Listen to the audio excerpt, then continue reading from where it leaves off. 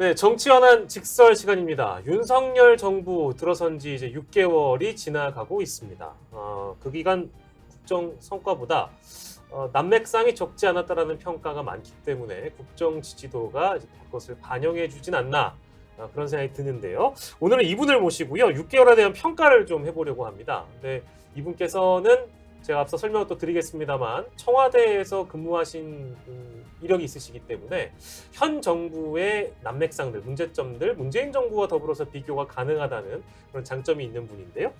정춘생 전 청와대 비서관을 오늘 모셨습니다. 반갑습니다. 안녕하십니까? 예, 반갑습니다. 어떻게 지내셨나요?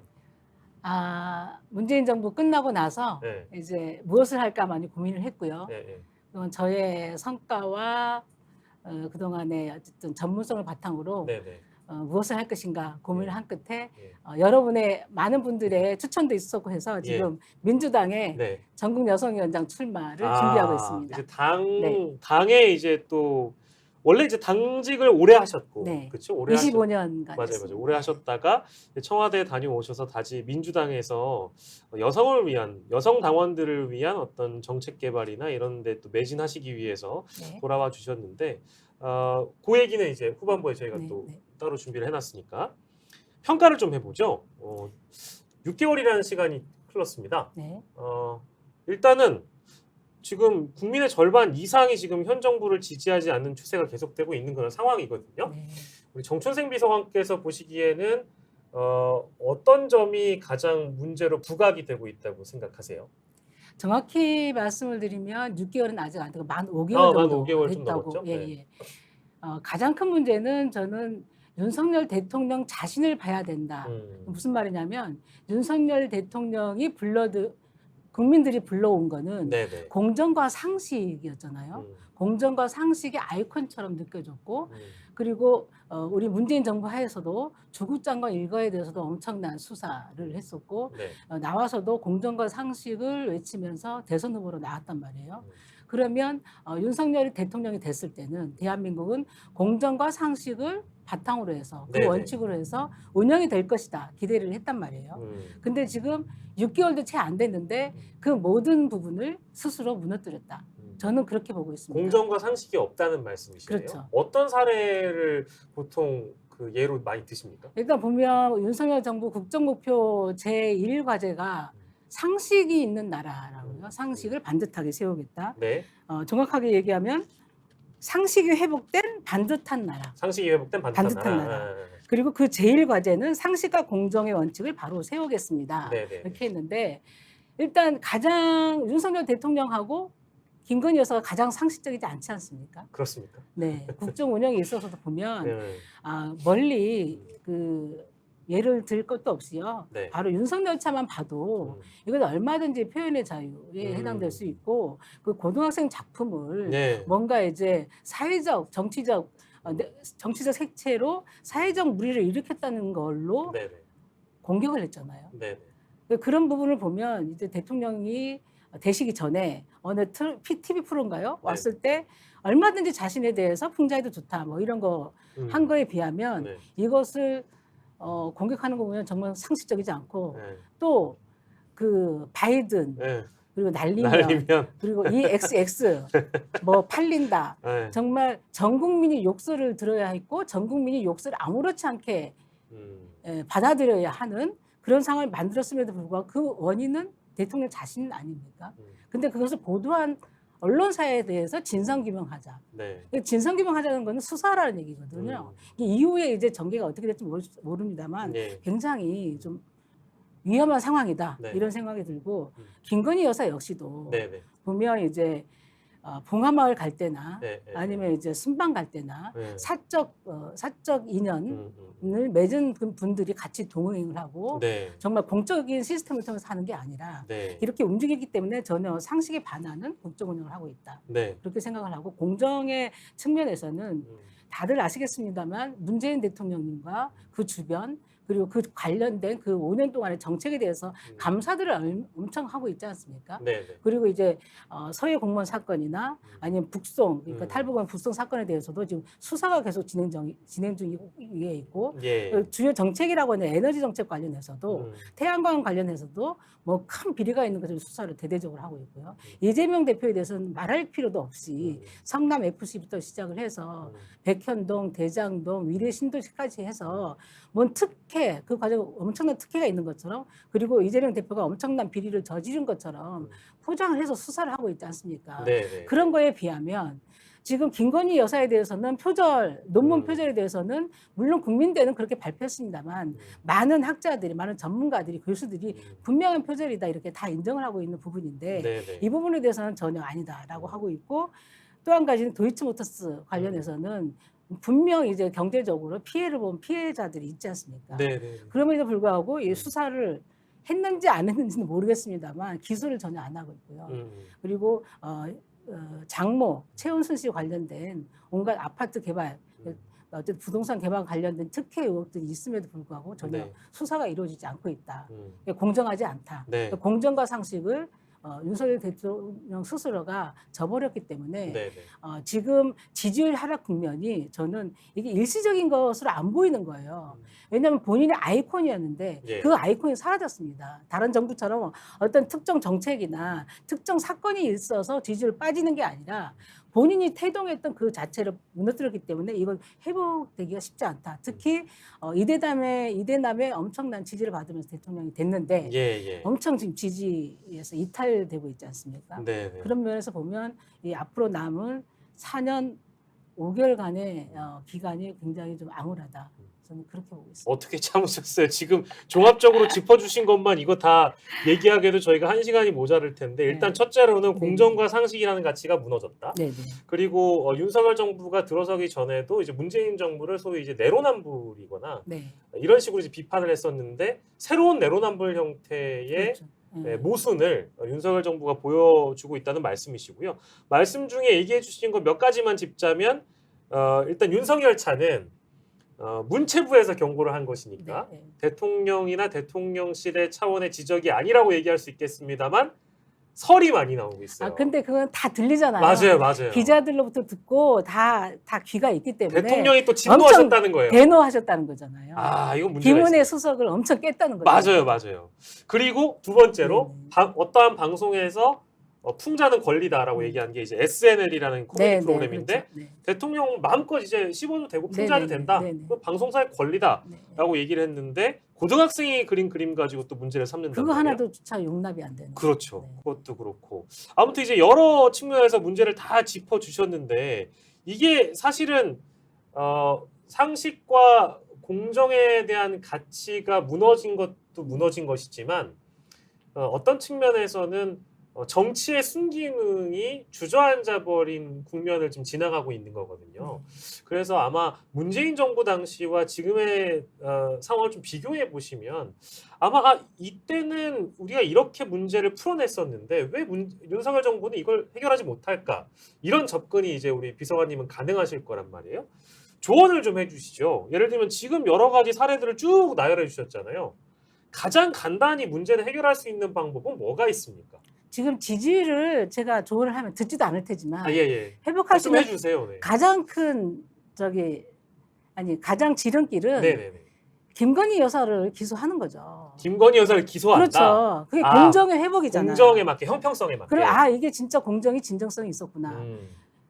그거하고 최은순 장모에 대해서도 수사를 해야죠. 장모 수사. 그렇죠. 네. 그러니까 남해한테 들이대는 그 사법 칼날을 네네네. 본인 측근들에 대해서 똑같이 해야 이게 정말 공정과 상식이 있는 대한민국으로 가는구나. 네네네. 그러면서 지지율 회복되지. 네. 그거 하지 않으면 지금 지지율 회복이 어렵다. 네.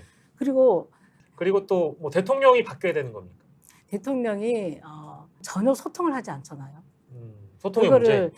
이동훈 그 전 대변인이 페이스북에 글을 올렸는데 그게 네. 이미 지워진 걸 알고 있는데 이미 다 보도가 됐잖아요. 네, 이미 다 보도됐어요. 거기에 모든 게 다 들어가 있다. 함축적으로 들어가 있다고 봐요. 그러니까 1시간 동안 만나면 59분 자기 얘기만 한다. 네. 그리고 이준석을 지칭한지 모르겠지만 네. 내가 이긴 거야. 이준석 덕분에 이긴 게 아니야. 그리고 한 가지 정말 놀라운 얘기는 하늘이 내린 자신. 나는 하늘이 내린 사람이야. 이런 얘기를 하잖아요. 그러면서 이제 내부 참모들하고도 소통을 하지 않고 네. 여당하고도 소통을 하지 않고 네. 그리고 야당은 물론 더 네. 협치하지도 않고 네. 이렇게 4년 반을 앞으로 어떻게 국정 운영을 할지 네. 정말 걱정됩니다. 대통령 네. 자신의 문제, 즉 대통령이라는 사람, 대통령이 갖고 있는 한계 이런 것 때문에 나오는 문제점도 있습니다만 실제 대통령실에 있는 참모들 문제는 없을까요? 참모들, 그러니까 참모는 정말 아닐 때 아니요라고 해야 되거든요. 네. 근데 지금 제가 보기에는 주로 이제 요직을 다 검찰 출신들이 가 있지 않습니까? 네. 네. 비서실장은 또 관료 출신이고 거기에 노라고 할 수 있는 사람이 있을까요? 그리고 주요 요직 행정부에도 그 검찰 출신이 가 있어요. 그러니까 우리가 보기에도 너무 과할 정도로 했는데 검찰의 특성이 지금 물론 법적으로는 그게 삭제됐습니다만 검사 동일체 원칙으로 그 문화로 살아왔던 조직 아닙니까? 예. 그리고 상명하고 예. 그러니까 토를 달거나 아니요 이게 안 되는 분위기인 거죠. 네. 그러니까 토론이 안 된다는 거죠. 그렇죠. 토론도 안 되고 아니요라고 할 수도 없고 그러니까 제 예를 들자면 예. 제가 당직자로 오래 살아왔잖아요. 25년간 하면서 이제 실무자로 쭉 해왔는데 우리도 당 지도부한테 얘기하는 게 쉽지가 않아요. 하지만 아니다 싶을 때는 아니라고 얘기를 하는 용기가 필요하거든요. 근데 예. 그런 문화가 조성이 돼야 되고 예. 어떤 예가 있었냐면 그때 그 당시가 2010년, 예. 2010년 지방선거를 앞두고 예. 그 당시 저는 여성가족 전문위원을 하고 있었어요. 예. 지방선거를 앞두고 우리 당이 그렇게 크게 지지를 받거나 이런 상황은 아니었어요. 예. 근데 지도부에서 사람들을 시도지사 후보들을 영입을 하는 과정에서 예. 제주도지사 후보로 예. 우금민 전 지사를 예. 영입하려고 하는 거예요. 예. 근데 우금민 지사가 어떻게 물러난 사람입니까? 예. 성희롱 성추행 사건으로 물러난 사람이에요. 아하. 근데 이제 당선 가능성이 있다는 이유 하나로 영입을 시도했었고 네. 그게 언론에 일부 보도가 됐었어요. 네. 근데 저는 제주도 출신이고 또 개인적으로 아는 사람이에요. 예. 근데 정말 이거는 아니다. 입장은 곤란하지만 예. 이건 아니다. 이거는 전체 전국 선거에 영향을 미칠 수 있고 어떻게 네. 성희롱 때문에 물러난 도지사를 영입해서 경쟁력이 있다는 이유 하나로 출마시킬 수 있느냐. 예. 당대표한테 직접 얘기 안 했지만 당대표 비서실 또 측근을 통해서 제가 의견을 계속 전달했습니다. 이건 예. 아닙니다. 예. 했더니 그때 그 당시는 돌아오는 얘기가 예. 너는 너무 어려서 정치를 아직 모른다. 이런 오. 식의 답변을 하더라고요. 예. 하지만 직접 대표님 그 당시에 대표님이 예. 전달해 들었는지는 모르겠는데 예. 그 후에 여성단체에서 또 반발이 굉장히 예, 있었고 예, 성명서가 나오고 그랬어요. 예. 결국은 영입 안 했습니다. 아, 그러니까 이런 얘기를 그러니까 할수 있는 불리를 문화. 감수하고도 할 수 있어야 되고 예. 그리고 할 수 있는 문화가 있어야 되는 거죠. 예. 근데 저는 윤석열 대통령의 대통령실이나 음. 윤석열 정부에서는 그것을 기대하기 어렵다.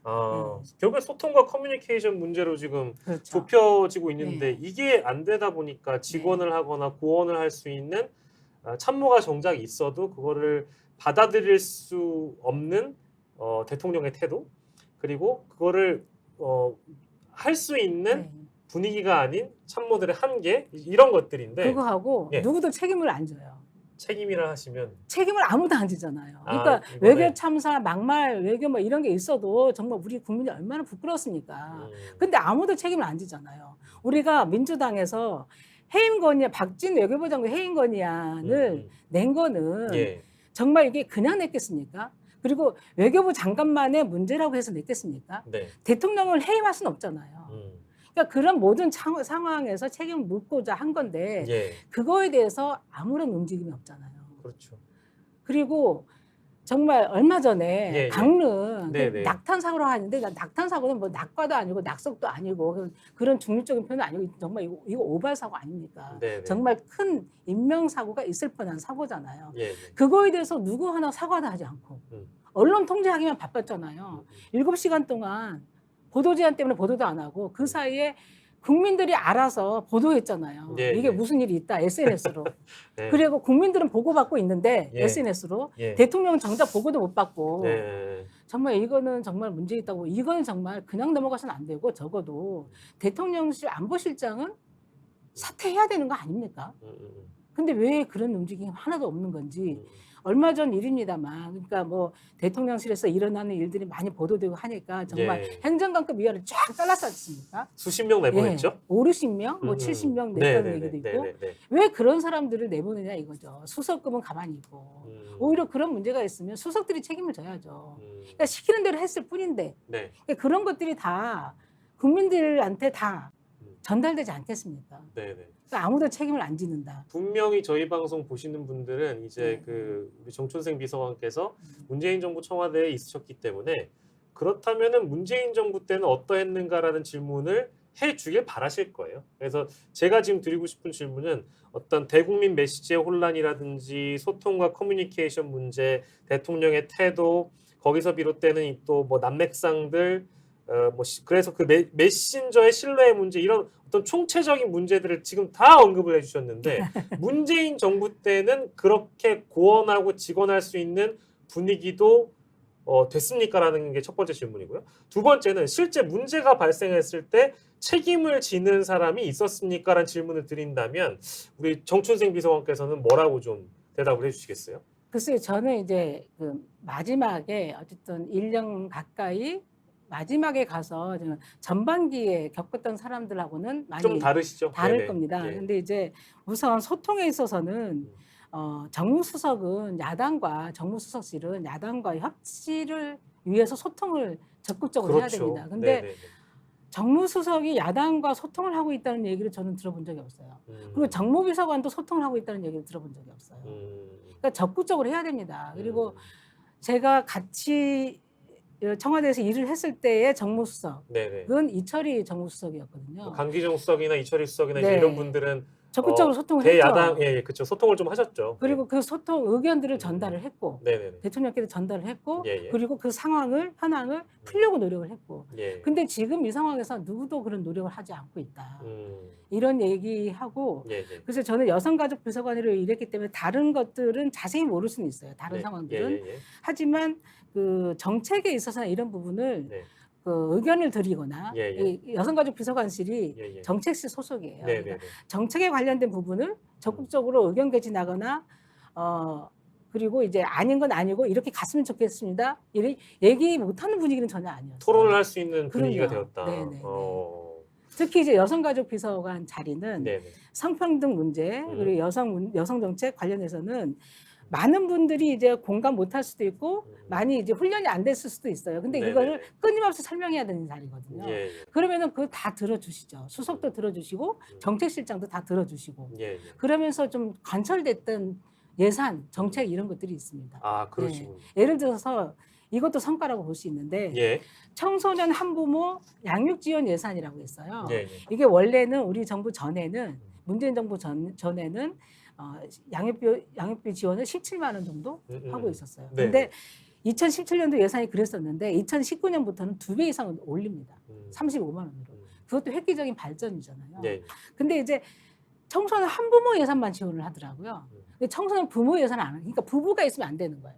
무조건 한 부모여야지만 예. 예산을 지원해 왔다. 저는 그게 문제가 있다고 봤어요. 왜냐하면 부부가 있어도 예. 그 청소년이라는 위치 자체가 자기 학업도 맞춰야 돼요. 그죠? 음. 일자리도 없기 때문에 네네. 똑같이 그게 부부든 한부모든 똑같아요. 그렇죠. 그 여건이라는 것이. 네. 근데 이제 정부에서는 한부모 예산만 늘리는 걸 해서 왔더라고요. 근데 나는 이게 좀 부당하다고 봤어요. 청소년 입장에서는. 그래서 그 의견을 이제 위로 또 했죠. 개진을 하셨고. 네, 했죠. 그래서 이번에 처음으로 청소년 부모 예산도 네. 추가로 들어갔습니다.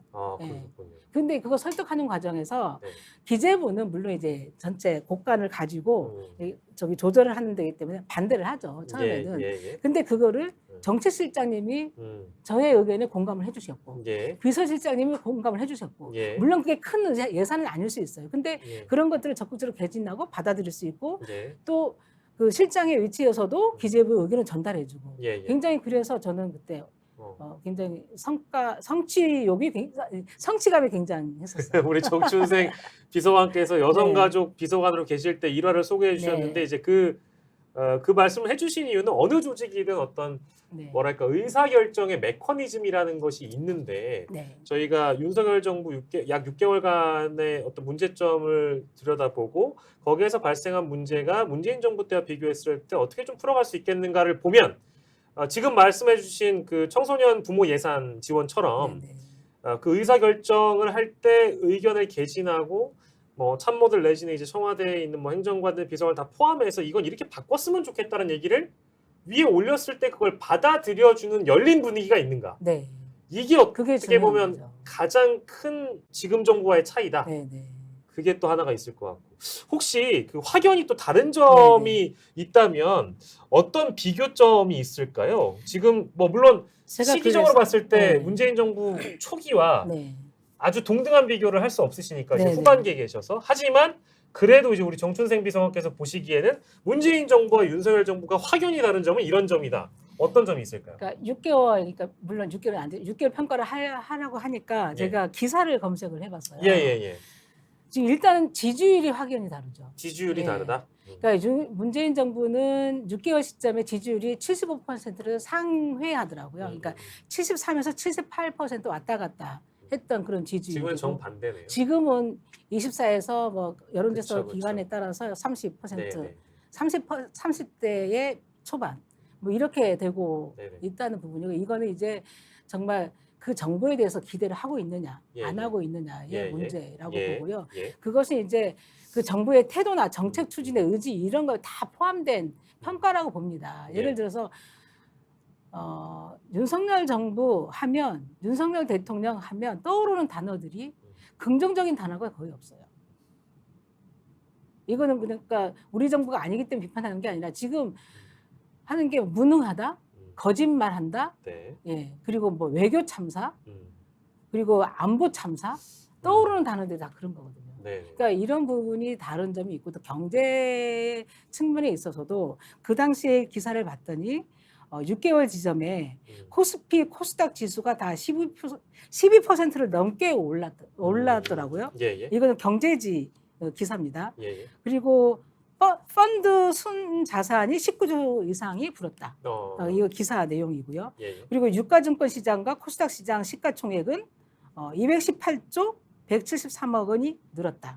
이런 기사들로 그 당시에 평가 예. 기사들이 나오고 있었고 예. 반면에 지금 윤석열 정부의 경제 관련된 지표들이 봐도 암울하지 않습니까? 네. 고환율에다가 고물가 그리고 무역 적자가 지금 9월 달만 해도 5조 원 이상이 지금 적자를 보고 있다는 거고 예. 6개월째 적자를 계속 이어오고 있다는 거잖아요. 이거는 IMF 이후 6개월 이상을 연속하는 게 예. 처음이라고 합니다. 예. 우리나라 경제가 지금 휘청거리고 있는 상황이에요. 그러니까 이 부분이 굉장히 좀 확연하게 다른 지점. 아하. 그리고 아까 참모 얘기도 했었는데 예. 참모에 있어서도 예. 정말 상명하복을 훈련받은 참모들이어서 그런지 모르지만 아닌 건 아니라고 얘기하고 예. 조언을 정말 따끔하게 할 수 있는 보고도 정말 무서워서 못하는 이런 분위기에서 어떻게 대한민국을 운영하겠습니까? 근데 문재인 정부의 참모들은 제가 봤던 참모들은 굉장히 동지적 관계예요. 그러니까 그 가치와 네. 정책과 정체성을 같이 공유를 하고 책임감도 같이 갖고 있어서 네. 굉장히 그런 동지적 관계가 굉장히 끈끈하다 이런 거였다면 예. 윤석열 대통령은 굉장히 정치를 조금 하셨던 분이고 검찰에 굉장히 오랫동안 몸을 담으셨잖아요. 그래서 대통령은 됐지만 대통령 되기까지의 정말 정치적 동지들이 얼마나 있을까? 집권 여당에 있어서도 예. 과연 윤핵관이라 하는 사람들이 이 지지율이 계속 유지가 된다면 그때도 윤핵관으로 계속 있을까? 저는 그거에 대해서는 부정적으로 대통령을 보겠습니다. 필히 버릴 수도 있다. 네. 왜냐하면 본인들이 다음 총선에서 살아남아야 되니까. 그렇죠. 그런 선택을 할 수밖에 없다. 30% 미만의 지지도를 갖고 있는 대통령과 함께 찍은 사진을 본인 포스터에 걸 수 없죠. 못하죠. 네. 거의 그렇게 하지 않잖아요. 네. 우리는 2020년 총선 때만 해도 예. 모두 이제 문재인 대통령과 찍은 사진을 다 걸었죠. 그렇죠. 예, 현수막에도 걸리고 높았으니까. 사무실에도 올리고 네. 현수막에도 올리고 사무실에서 다 걸고 예. 홍보물에도 다 하고. 지금의 윤핵관이 나중에 윤핵관이 아닐 수 있겠네요. 그럼요. 탈핵관. 네. 그럴 가능성도 탈핵관. 네. 짚어주셨고. 네. 그러니까 저는 그러니까 제가 윤석열 대통령을 위한 최소한의 변명을 하나를 하자면 정치 초보이고 정치 신인이고 정당 활동을 하지 않은 어떻게 보면 중도층에 있는 국민들이 기대할 수 있는 어떤 정치적 순수함이 있기 때문에 어떤 편을 많이 가른다든지 이념에 사로잡히거나 어떤 정강 정책에 사로잡혀서 타 정당을 배척하는 이제 그런 일종의 편견은 없지 않을까 이런 생각을 하셨을 거라고 생각해요. 근데 지금 뭐랄까요? 문재인 정부와 윤석열 정부의 확연히 다른 점 중에 얼마 전에 여론조사를 통해서 나는 왜 윤석열에게 등을 돌렸는가라는 그 기사를 보면 그런 얘기가 나옵니다. 이게 통합의 정치가 아니라 적을 만드는 정치를 하고 있는 것 같다라는 표현이 나와요. 이 대목은 혹시 어떻게 생각하시는지요? 그러니까 이게 야당과 협치를 보면 알 텐데요. 지금 우리 그 이재명 대표가 처음에 당대표 되고 나서 영수회담을 제안했잖아요. 네. 그거 이제 모든 정치 현안뿐만 아니라 향후 정기국회에서 정말 우리나라 대한민국을 위해서 이끌어가야 될 정책들 그리고 주요 예산들 다 포괄적으로 협의해보자라는 차원에서 제안을 한 건데 예. 이거에 대해서 아직도 답을 안 하고 있지 않습니까? 그리고 정무수석을 통해서나 어떻게 소통도 거의 없는 상황이고요. 예. 대신에 오는 거는 대대적인 수사. 음. 그렇게 하면서 어떻게 협치가 가능하고 소통할 수 있겠습니까? 네. 그러면서 말은 협치 얘기를 합니다. 근데 정말 협치의 뜻이 있다면 그렇게 할 수가 없죠. 이미 뭐 해외 나가서 169석을 이 새끼 만들었는데요. 네. 그렇게 이 새끼. 네, 그러니까요. 이 새끼들만 있는 야당. 네네네. 그러니까 이제 뭐 야당 입장에선 당연히 기분 좋을 리가 없을 네. 것이고 협치의 협자를 꺼내는 것에 대해서 네. 굉장히 뭐 기가 차할 수도 있겠죠. 저는 뭐 그렇게 생각을 합니다. 예, 저희가 뭐 문재인 정부 때와도 좀 비교를 해보고 여러 가지 뭐 이제 제안이랄까 네. 해법을 또 우리 정춘생 비서관께서 좀 해주셨어요. 그래서 결과적으로는 대통령이나 어떤 대통령 참모들 또 대통령과 함께하는 사람들이 국정 운영에 대한 책임을 갖고 있는 것이고 집권 여당도 마찬가지잖아요. 근데 네.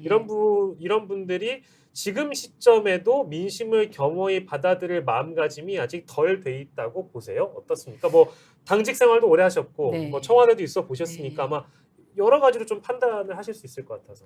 일단 집권 초잖아요. 네. 집권 초면 굉장히 여당하고 정부 그리고 대통령실은 정말 삼위일체가 돼서 진짜 똘똘 뭉쳐서 국정 운영을 해도 예. 쉽지 않은 상황인데 제각각 놀고 있다는 느낌. 그리고 여당 내에서도 본인의 생각과 다른 사람에 대해서는 정말 배척하고. 제거하려고 하는 배척 정도가 아니고 제거하려고 하는 이준석 대표요. 그렇죠. 네. 그러니까 그 굉장히 무서운 거죠. 근데 다 쳐내고 누구랑 같이 손을 네. 잡고 정치를 하고 국정 운영을 할지 굉장히 저는 걱정이 됩니다.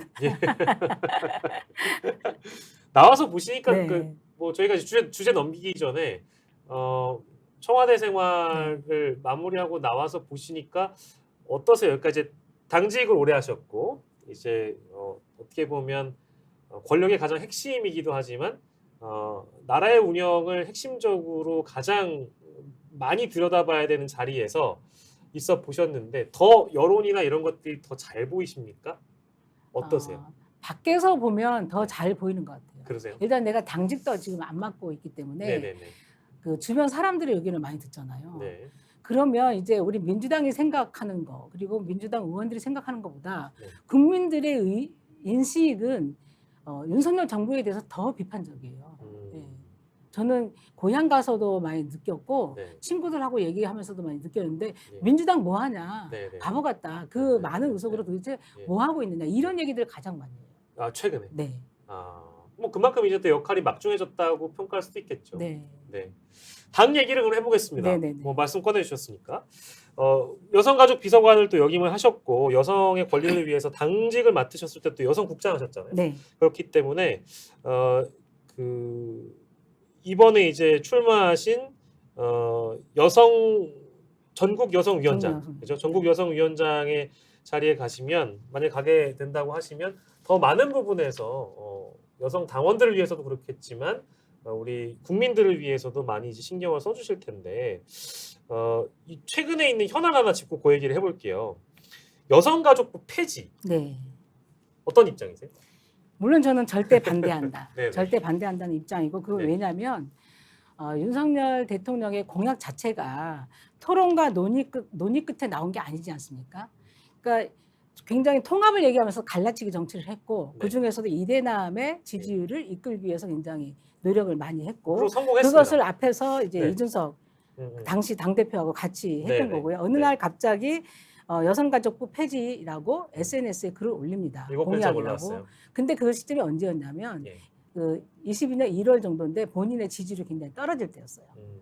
그래서 이제 그 이대남들의 지지를 확 끌어올리겠다 예. 이런 생각이 있어서 그랬는지 모르겠지만 네. 그때 딱 그 발표를 합니다. 네. 그러면서 이제 갑론을박이 벌어지고 이대남들과 이제 여성들과의 어떤 반대 그리고 이제 여당과 야당의 갈등 예. 뭐 이렇게 나오지 예, 않습니까? 예, 예. 그러면 이제 정부가 출범하면 정부 조직 개편 관련해서는 초기에 다 만들거든요. 예. 인수위 과정에서 다 만듭니다. 그렇죠. 인수위 과정에서 다 준비를 하고 네. 하지만 인수위 끝나고 어쨌든 그 100서를 만드는데 100시까지 국정과제를 발표합니다. 예. 근데 거기에 여성가족부 폐지는 없어요. 음. 그러니까 그거는 좀 고민을 많이 했었다는 거죠. 예, 예. 근데 없는 상태에서 다시 또 7월에 음.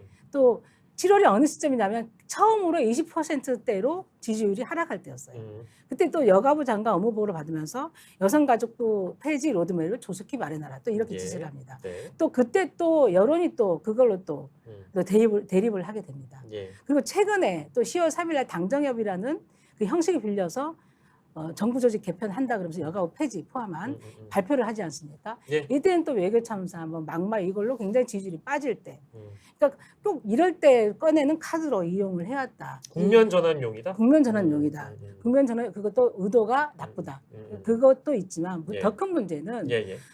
여성가족부는 그동안 어쨌든 그 소임을 다했다. 역사적 소임을 다했다. 그리고 대한민국에는 더 이상 구조적 성차별은 없다. 예. 그리고 필요 없다. 예. 그렇게 얘기를 하지 않았습니까? 예, 예. 근데 하지만 구조적 성차별은 아직도 존재를 하거든요. 예. 많은 언론에서 보도가 되지만 세계 성격차 지수, 이게 세계 경제 포럼에서 매년 발표하는 지수예요. 예, 예. 그러니까 이게 올해가 99위입니다. 99위. 그리고 작년에 한 102위인가 그랬어요. 그리고 남녀 임금 격차가 38.1이에요. 예, 예. 그러니까 임금 격차가 OECD 중에 가장 높은 거예요. 그리고 여성 정치인 비율이 가장 낮죠. 고위 임원진 비율도 가장 낮죠. 구조적 성차별은 어머니 존재하고 예, 예. 그리고 이제 스토킹 범죄나 뭐 온라인 그 그루밍 범죄 아니면 디지털 성범죄 예. 이런 것들이 굉장히 아직도 많지 않습니까? 예. 구조적 성차별이 굉장히 많은데 예. 없다고 해서 그리고 소임을 다했기 때문에 없어도 된다 네. 해서 폐지한다는 그런 접근 자체가 틀렸다. 음.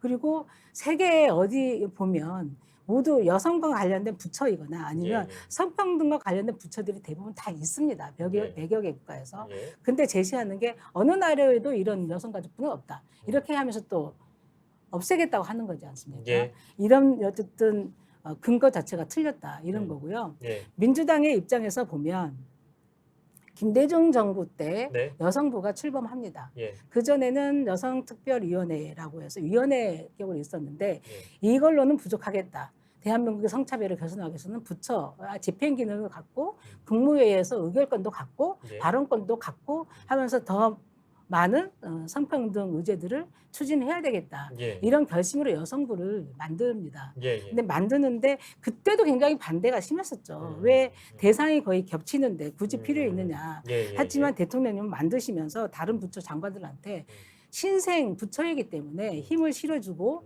그리고 여성부 장관한테는 적극적으로 일을 해달라. 예. 우리나라의 성평등 개선을 위해서 네. 적극적으로 해달라. 음. 이렇게 주문하면서 굉장히 힘을 실어주거든요. 예. 그때 나왔던 법안이 남녀차별 금지 및 구제에 관한 법률이에요. 음.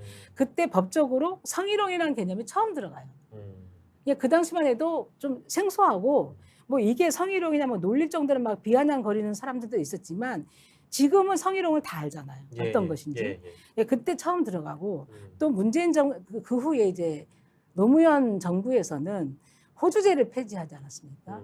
그거는 여성부와 여성단체와 국회의원들과 이제 연대를 해서 굉장히 싸웠기 때문에 가능했던 거고 네. 무엇보다도 대통령의 의지가 있었기 때문에 폐지가 가능했던 겁니다. 예. 예. 그리고 그 당시에 또 어떤 변화가 있었냐면 보육이 2005년도에 예. 그전에는 복지부에 있었는데 예.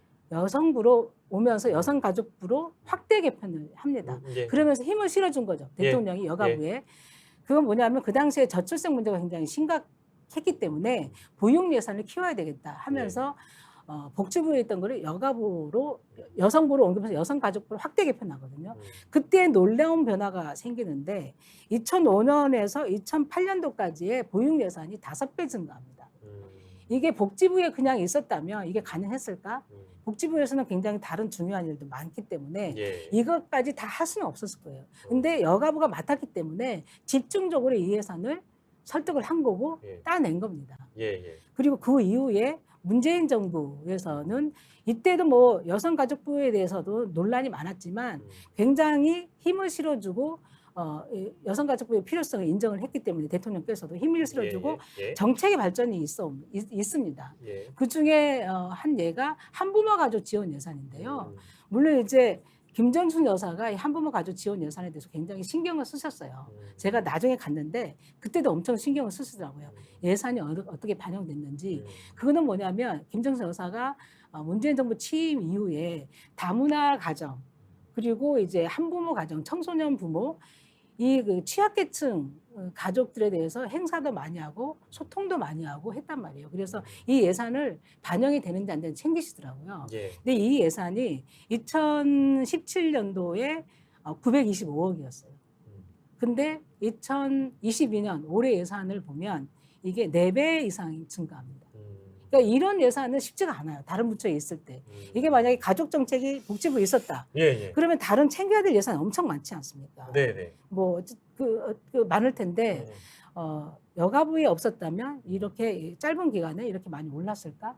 예, 그런 생각이 들고 더 큰 문제는 뭐냐면 여성가족부는 뭐 권익증진, 그러니까 성매매 피해자, 성폭력 피해자, 가정폭력 피해자들의 보호를 위해서 일도 하고 그리고 청소년 가족 정책도 하지만 큰 역할이 있어요. 컨트롤 타워 역할을 하는 거예요. 여성 정책 그리고 성평등 정책에 대한 컨트롤 타워 역할을 하는 거예요. 그래서 다른 부처가 하는 일에 대해서 의견을 개진하고 좀 더 개선할 수 있도록 국무회에서도 발언을 하고 이렇게 하는데 그 기능이 지금 없어지는 거예요. 그러니까 정부조직법 개편안이 오면서 여성 정책의 종합 기획 이 문구가 삭제됩니다. 그러니까 이게 굉장히 저는 큰 문제라고 생각을 하거든요.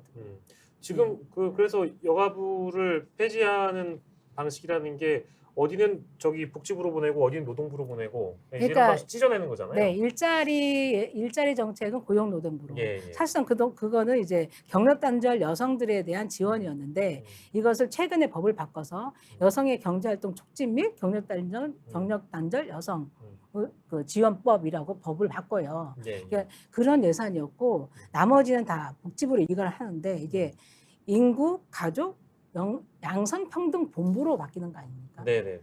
그러니까 차관급이라고 하긴 하는데 글쎄요 지금 복지부도 지금 2차관제인데 차관을 하나 더 늘릴까 이거에 대해서는 저는 의문이 들고 본부 입장에서 장관이 하는 것처럼 국무회의 가서 의견을 개지하고 발언하고 의결에 또 같이 할 수 없기 때문에 정책의 발전은 저는 있을 수가 없다. 그러니까, 현재의 기능을 그냥 유지하는 차원? 그래서 굉장히 걱정스러운 상황이죠. 저는 뭐 말씀을 들어보니까 오히려 지금까지 신장시켜 왔던 여성가족부의 어떤 권리 내지는 의무 이런 것들을 다 이제 복지부나 노동부로 이관하거나 옮기면서 오히려 그동안 해왔던 업무나 힘이 더 오히려 빠지는 효과를 낼 수밖에 없는 그런 상황이고 그러면 이제 이런 발언을 왜 했을까라는 좀 의문이 들어요. 이건 뭐 대통령과 여가부 장관이 실제로 한 발언입니다. 여가부 폐지가 여성의 권리를 강화할 수 있다. 그러니까 거짓말이죠. 이게 저는 이게 사실 거짓말이죠. 좀 의문이거든요. 그러니까 이제 조롱 섞인 댓글이 달리는 게 뭐냐면 인권 신장을 위해서 인권위를 폐지하겠다는 얘기냐 이제 이런 조롱 섞인 댓글이 달리는데 동의하시겠네요 그렇다면. 거짓말이죠. 이건 완전히 거짓말이죠. 그러니까 현 시점에 반대를 그러니까 무마시키기 위한 거짓말이라고 보는데 여성가족부 장관이 그간에 어쨌든 의견들을 많이 수렴했다 얘기하지만 하지도 않았고요. 그리고 그것을 반대하는 입장하고는 전혀 소통하지 않고 그래도 친정부 단체들하고는 소통을 했던 모양이에요. 음. 그러면 누가 어떤 근거로 폐지해도 되는지 어떤 말을 했는지 네. 기록이 하나도 없어요. 그러니까 아무리 음. 비공개 회의라고 하지만 정식 회의에서는 항상 회의록이 있어야 되거든요. 네. 회의록이 없다는 거는 누가 무슨 말 했는지 남기고 싶지 않은 거예요. 근데 그 비서관님 크게 네. 걱정을 안 하셔도 되는 게 네. 이게 지금 정부 안일 뿐이잖아요. 그렇죠. 그러니까 정부가 마음대로 이 지금 국회 동의 없이 이걸 다 이렇게 여가부 폐지를 실현할 수 있습니까? 없죠. 그러니까요. 예. 민주당에서 다행히 오늘 예. 정책위 의장님이 예. 어쨌든 성차별이 해소되지 않았고 예. 여가부 폐지에는 반대한다. 네. 이런 입장 분명히 내셨더라고요. 근데 네. 정부도 정부 스스로 이제 이런 협치가 불가능한 분위기에서 여가부 폐지를 전면적으로 꺼내 들고 실제 뭐 정부의 안이 설명이 다 됐습니다만 어디를 복지부로 보내고 노동부로 보낸다는 이 안 자체가 국회 동의 없이 특히 이제 169석이라는 민주당의 동의 없이는 불가능하다는 걸 사전에 알지 않았을까요? 그래서 그랬기 때문에 그래서 국면 전환. 네, 의문이 드는 거예요. 그러니까 네. 얼마 전에 지난주에 이제 예. 갤럽 조사 중에 24%로 떨어졌는데 그 중에 이제 20대 지지율이 9%거든요. 그걸 올리려고. 올리려고. 그러니까 음. 이대남을 또 붙잡기 위해서 하는 게 아닌가 이런 생각이 드는데 네. 이미 이대남도 윤석열 대통령에 대해서 평가 다 끝난 거 아닐까요? 이준석을 내치면서. 그러니까 우리가 필요할 때는 소환했다가 본인들이 얘기했던 여가부도 이제 폐지 초반에 하지도 않았고 네. 지금 와서 지금 정부조직법을 낸 거고요.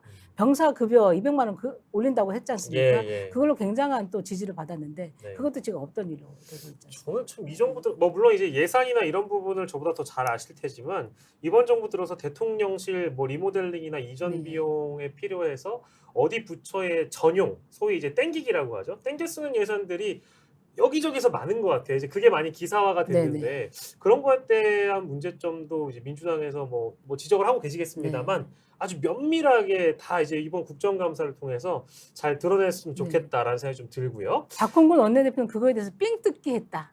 이렇게 표현했더라고요. 근데 이게 공감이 가지 않습니까? 다른 부처 예산을 몰래. 이거 국민이 모르지 않습니까? 이게 어디에서 왔는지. 맞아요. 그 삥뜯기 예산이라고 좋은 말로 전용이라는 표현이 있습니다만 아무튼 삥뜯기라는 지적이 나오고 있는 상황이고요. 여가부 폐지는 근데 아무튼 정부 마음대로 되진 않을 것이다. 이런 지적 주셨고, 자 이제 전국여성위원장 출마 예정이신지라서 근데 앞서서 이제 구조적인 차별 문제, 그리고 뭐 임원에 대한 비율 이런 것들은 이미 많은 국민들께서 어느 정도 인지하고 계실 거예요. 그리고 그 불평등함, 차별에 대한 문제, 성차별에 대한 문제도 충분히 인식을 하실 거고요. 근데 그게 메시지만으로 끝나는 것이 아니라 실제 당원들, 실제 국민들에게 그 변화를 체감하게 해줄 수 있느냐. 이게 가장 큰 현안이고 큰 바람이잖아요. 그걸 어떻게 실현을 해내실 건가에 대한 질문이 우리 정춘생 비서관께 전국 여성위원장 이제 후보가 되실 거니까 후보께 드리고 싶은 질문입니다. 어떤 말씀을 좀 주시겠어요? 일단 전국 여성위원장이라는 자리는 우리가 여성 당원이 100만이 넘을 겁니다. 그리고 선거 때 보면 여성 당원들이 굉장히 많이 기여를 해요. 기여를 하는데 그거에 비하면 굉장히 여성 당원의 권익이 그렇게 신장돼 있지 않다. 현재도. 근데 그 전에는 오죽했겠습니까? 그러니까 제가 여성국장 할 때 보면 여성 당원들이 지역에서 엄청 열심히 하지만 그 지위가 굉장히 낮았어요. 그러니까 대의원을 하더라도 남성 중심으로 이렇게 선출이 되고 아니면 임명이 되고 이랬었는데 제가 대표적으로 한 게 그 당원 당규를 바꾼 개정했던 작업들인데요. 대표적으로 한 게 그러니까 전국대의원 여성 50% 의무화한 겁니다. 그때는 난리가 났었죠. 그러니까 당원들이 없다, 여성 당원들이 없다 하지만 나중에 보면 다 있는 거 아닙니까? 그러니까 전국대의원 지역구에서 선출되는 전국대의원의 50%를 여성으로 한다. 여성 50% 이상을 여성으로 해야 한다. 이 의무 조항을 이렇게 바꿨고요. 그리고 지역구 공천에 있어서도 30% 이상을 의무 공천해야 된다. 여성을. 뭐 이런 부분을 제가 여성국장 할 때 2011년부터 2014년도까지 여성국장을 했었어요. 그 과정에서 다 그걸 반영시켰거든요. 하지만 지역구 의무공천 30%는 아직도 지켜지고 있지 않아요. 그러니까 제가 여성위원장이 된다면 30%로 하면 253개 지역구에서 76명 이상을 공천해야 된다는 얘기거든요. 제가 여성위원장이 되면 이것부터 저는 반드시 지켜낼 겁니다. 그게 어떤 네. 일종의 저항에 부딪힐 가능성은 없습니까? 그러니까 전국 여성위원장이라는 자리는 예. 전국 여성 공천을 위해서 싸우는 자리예요. 원래 그 권한과 책임을 갖고 해야 되는 일이고 예. 청년위원장은 청년의 공천을 위해서 싸우는 자리예요. 당연합니다. 그러면서 이제 보다 좀 더 나은 후보를 당에서는 공천하겠지만 예. 그 과정에서 어쨌든 치열하게 싸우는 것은 당연하다고 보고 예. 저항은 저는 있을 수는 있죠. 그전에도 있었기 때문에 예. 하지만 그것을 끊임없이 설득하고 경쟁력이 있음을 입증해 보이고 예. 하면 되지 않을까. 그리고 11월 달에 선출이 되면 전국 예. 여성위원장으로 선출이 되면 예. 1년 남짓 활동을 하게 된단 말이죠. 예. 예. 총선 전까지는. 예. 그때에 우리 당에 뭐가 있냐면 예. 전국 여성 리더십 센터라고 있어요. 전국 네. 여성위원회 산하에. 네. 그 센터를 통해서 정말 우리 당원들을 정말 훌륭한 정치 인재로 키울 수 있는 예. 그 일들을 할 겁니다. 예. 이게 불가능하지가 않고 의지만 있으면 가능하거든요. 예. 예. 우리한테는 문재인 정부에서 일했던 분들 네. 그리고 청와대에서 일했던 훌륭한 인적 자원들이 많아요. 음. 그분들이 리더십 센터의 기획위원으로 오시고 음. 강사진, 교수진으로 포진되고 예. 하면 얼마나 뛰어난 교육들을 할 수 있겠습니까? 그러니까 때가 되면 네. 영입해서 어떤 사람이 입증이 안 된 상태에서 공천할 게 아니라 네. 정말 와 있는 훌륭한 여성 당원들을 예. 훌륭하게 키워서 공천하는 것이 정말 좋은 방안이다. 저는 그렇게 생각을 하고 있습니다. 예. 경쟁자들도 이제 아직 다 가시화는 되지 않았습니다만 네, 네, 실제 이제 현직 의원들이나 이런 분들도 이런 당직 선거에 출마를 하시잖아요. 네, 네. 분명히 이제 그분들이 갖고 있는 장점이 있을 거고요. 네. 우리 정춘생 비서관께서도 20년이 넘는 당직 생활도 하셨고 또 사실 뭐 여야를 막론할 거 없이 그 옛날 정당의 내부를 실제 들춰보면 남성 중심적인 정당 문화 안에서 여성으로서 정치를 한다는 건 굉장히 어떤 커다란 장벽을 이미 뛰어넘으셨다고 저는 개인적으로 생각을 해요. 그렇기 때문에 정춘생 비서관께서 갖고 계신 강점이 있을 것이고 각기 다른 이제 그런 장단점이 있을 겁니다. 그래도 내가 다른 경쟁자들보다는 이게 훨씬 더 나은 장점으로 작용할 것이다라는 말씀을 주신다면 어떤 걸 좀 말씀 주시겠어요? 저는 그 당직 생활을 25년 동안 했잖아요. 근데 25년 그냥 세월만 긴 게 아니라 그동안에 해왔던 성과들이 있었다. 네. 여성 관련해서. 특히 아까 얘기했던 것처럼 여성 당원의 권익을 위해서 싸워왔다. 그리고 그거를 성과를 냈다라는 네. 것이고 네. 두 번째는 정책을 또 주도하면서 해왔던 경험이 있어요. 예. 여성가족 전문위원회 7년 넘게 했거든요. 예. 그때 대표적인 정책을 만든 게 무상보육입니다. 그때 2010년에서부터 2011년 초에 만들어지고 예. 실제적인 작업들은 2010년에 가을에 예. 이루어집니다. 예. 이루어지는데 그때 산모 일반 정책이라고 혹시 기억하세요? 산무 일반. 근데 우리가 야당이었어요. 예. 근데 야당이었음에도 불구하고 예. 정책을 한동안 우리 야당이 주도를 했었어요. 예. 예. 전국을. 예. 산모 일반이 뭐냐면 무상급식, 예. 무상보육, 예. 무상의료, 그리고 반값 등록금. 아. 이 패키지 정책으로 전국을 들었다 놨다 했습니다. 그때 뭐 그 당시 여당에서는 예. 새누리당인가 한나라당 새누리당이었나요? 그 당시 예. 여당에서는 예. 이 망국적 포퓰리즘이다. 그리고 보수 언론에서는 예. 미래 세대에 정말 세금 폭탄 안기는 현실 실현 불가능한 정책들이다. 엄청 예. 공격을 했거든요. 예. 물론 내부에서도 예. 반대가 있었어요. 과연 가능하겠느냐. 네. 그랬는데 그걸 해냈습니다. 그리고 네. 무상보육은 우리의 당론으로 분명하게 하고 그 배경에는 엄청 지지를 해주는 거예요. 국민들이. 그 부분에 있어서는 그게 저는 굉장히 큰 성과라고 보고 예. 그러니까 무상급식하고 무상보육은 이미 다 하고 있지 않습니까? 네네. 그 당시는 전혀 불가능할 거라고 생각됐지만 네. 그러니까 그것을 해냈다. 그러니까 조직과 뭐 정책을 해왔던 경험이 있다. 예. 그리고 오랫동안 여성 당직자로 그리고 여성 국장으로 여성 전문위원으로 예. 그 활동을 해오면서 네. 전국의 중장년 뭐 청년 여성 당원들을 많이 알죠. 예. 그러니까 그런 부분이 장점이지 않을까. 음. 예. 그리고 원내가 갖고 있는 장점이 있어요. 예. 전국 여성위원회에 올인할 수 있습니다. 아하. 그렇죠. 우리 당은 원내와 원의 양날개로 가야 됩니다. 야당이지 않습니까? 네네. 그러니까 원내에서는 국회에서 입법과 예산으로 정책으로 싸우시고 그리고 그걸로 인정받으시고 예. 그리고 이런 전국 여성위원회 조직은 정책만 하는 게 아니고 당원과의 소통도 해야 되고요. 음, 단체들과의 네트워킹도 굉장히 중요하지 않습니까? 네. 이 일들을 정말 시간을 투자해서 해야 돼요. 남는 시간으로 하는 게 아닙니다. 네, 특히 네. 총선 앞두고. 예. 근데 이 시기 문재인 정부의 정책과 관련해서도 문재인 대통령에 대해서도 이재명 대표에 대해서도 수사와 감사를 엄청 조여오고 있지 않습니까? 예. 이럴 때는 원내와 원외의 양날개로 같이 싸워주고 대응을 해야 되거든요. 음, 원내 힘만으로는 안 됩니다. 그러니까 더 많은 인재들을 당 무대에서 활동을 하게 하고 예. 그 활동 무대에서 우리 당을 지켜내고 총선 승리를 위한 준비를 차곡차곡 해야 된다. 네. 그러기 위해서는 전국 여성위원장은 예. 원외가 되는 게 네. 더 당을 위해서도 예. 좋은 방향이다. 저는 네. 그렇게 생각합니다. 각자 선택과 집중을 하자는 말씀이시고요. 네. 우리 정춘색 비서관께서는 네. 정 잘 알, 당 잘 알, 여 잘 여 알이다. 잘 알. 네, 네. 그래서 이렇게 정리를 할 수 있겠습니다. 네. 이런 제안을 한번 드린 바 네. 있습니다. 제안을 하나 해달라. 이제 마지막 질문이 될 것 같은데요. 아까 그러셨잖아요. 네. 저쪽에서는 이제 죽자고 덤벼드는데 민생만 외칠 수는 없다. 근데 그렇다고 해서 야당이 너무 이제 그 싸움에만 골몰하는 그림처럼 비춰지면 야당 스스로도 뭔가 민생은 뒷전이다. 뭐 특히 이제 야당에게 꼬리표 붙는 게 여당을 발목 잡는다. 윤석열 정부의 발목을 잡는다. 이런 식의 비판이 나올 법도 하잖아요. 그래서 이 질문을 얼마 전에 제가 똑같이 드렸더니 그런 대답을 누가 주시더라고요. 아니다. 민주당은 그냥 전공법대로 가야 된다.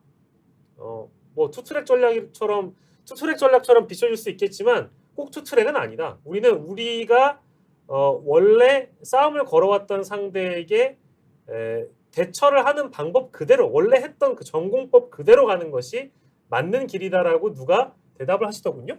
우리 정춘생 비서관께서도 같은 입장이실까요? 그렇죠. 그러니까 이제 싸움을 걸어오는데 맞을 수만 없지 않습니까? 근데 그것도 그냥 싸움 걸어오는 게 아니라 사정 당국을 이용해서 굉장히 옥죄어 오는데 야당도 살아야 되니까 싸울 수밖에 없는 부분이고요. 그리고 그렇다고 해서 민생은 두 번째로 하는 것이 아니라 네. 보면 오히려 여당이 그 국정 과제 제시를 하고 네. 그리고 정기국회 어떤 법들을 하겠다 뭐 이런 거 발표하고 야당은 정부 여당에 대해서 공격을 하면서 그런 국면이었다면 네. 이번 정기국회 보면 뭐 법안이나 민생 정책 이건 야당에서 오히려 더 많이 우리 당의 민주당에서 오히려 더 많이 제안을 더 제시했고 많이 했고요. 저쪽에서는 지도부 입만 열면 그러니까 마이크다 대고 야당 공격하는 발언밖에 없었어요. 안타깝게도. 그 협치하겠다는 자세가 전혀 아니었고 네네. 그래서 저는 옥죄어 오는 부분, 그러니까 사정 당국을 예. 이용을 해서 정말 감사하고 수사하고 탈탈 예. 먼지 털기식을 하는 부분에 대해서는 네. 정말 전공법으로 우리는 대응을 해야 된다. 예. 그게 민주당이 사는 길이다. 네. 이렇게 생각을 하고요. 예. 앞서 제시한 그 정책에 대해서는 예. 정책위 중심으로 그리고 상임위 의원들 중심으로 네. 챙기고 있기 때문에 그게 보도가 안 될 뿐이지 예. 알고 보면 굉장히 네. 정책위 라인에서도 그렇고 의원들도 그렇고 되게 열심히 하고 계시다. 네. 그리고 이거를 정기국회 마무리할 때쯤 예. 성과를 내지 않을까 저는 그렇게 보고 있습니다. 각자의 네. 역할을 또 충실히 하고 계신데 네네. 보도가 안 될 뿐이었군요. 네네. 알겠습니다. 왜냐하면 국민들 입장에서도 그렇고 그러니까 정치부 음. 기자들 입장에서도 그렇고 이 싸우는 모습이 재밌나 봐요. 그러니까 그런 것들이 좀 그게 과대하게 좀 보도되고 있다. 예. 저희 스픽스는 그러지 않아야 되는데 네. 사실 싸우는 걸 얘기하면 시청률이 올라가는 거 그러니까요. 어쩔 수 없는 형국이라. 그러니까 네. 물론 이제 다양한 채널들이 있지 않습니까? 그러니까 네. 뭐 공중파 언론만 있는 게 아니고 네. 그리고 이제 신문만 있는 게 아니라 그러니까 스픽스처럼 네. 유튜브 채널도 많이 있기 때문에 예. 의원들이 나는 유튜브 채널 나가서도 정책에 대해서 입법에 대해서 예산에 대해서 네. 적극적으로 설명하는 일 그것도 굉장히 중요하다. 네. 오히려 국민들이 더 많이 보고 있다. 그렇게 보고 있기 때문에 네. 그러니까 유튜브 채널에 예. 대한 어쨌든 언론 홍보도 굉장히 중요하다. 네. 예, 그렇게 했으면 좋겠습니다. 예. 네. 뭐 맨날 싸우는 거 네. 보도하는 거 뭐 국민들이 보시기에 참 지치셨을 텐데 예. 정책 경쟁하느라고 여야에게 다 서로 잘 싸우고 있다라는 네. 박수를 보낼 수 있는 그런 그러면 환경이 좋은데 된다면 얼마나 좋겠습니까? 네. 근데 그게 잘 안 돼서 좀 아쉽긴 하죠. 오늘 우리 정춘생 전 청와대 비서관 모시고요. 윤석열 정부와 문재인 정부에 대한 또 비교를 좀 해봤고 실제 여성 정책, 여성을 위해서 한평생 일을 해오신 분이기 때문에 앞으로 더 많은 역할을 저희가 또 기대해 보겠다는 측면에서 오늘 모시고 네. 정치연한 직설을 해봤습니다. 마지막으로 우리 시청자 여러분들께 한마디 잠깐 뭐 편하게 해주시면 감사하겠는데요. 시간 잠깐 드리고 저희가 마무리하도록 하겠습니다. 네, 지금 민주당의 입장에서 보면 지금 문재인 대통령에 대한 감사, 그리고 문재인 정부 시절에 있었던 정책에 대한 대대적인 감사와 수사, 그리고 이재명 대표에 대한 대대적인 수사 때문에 굉장히 힘든 것으로 알고 있습니다. 하지만 이것을 우리 당과 지지자들이 똘똘 뭉쳐서 이겨낸다면 다음 총선에서 꼭 이길 수 있다, 저는 그렇게 보고 있습니다. 민주당 화이팅! 알겠습니다. 너무 우리 편파적이었나요? 아닙니다. 자, 정춘생 전 청와대 비서관 모시고요. 정치연한 직설 해봤습니다. 오늘 감사합니다. 감사합니다. 네, 정치연한 직설 시간이었습니다. 저희는 다음 이 시간에 더 자세한 이야기 또 해보도록 하겠습니다. 여러분 고맙습니다.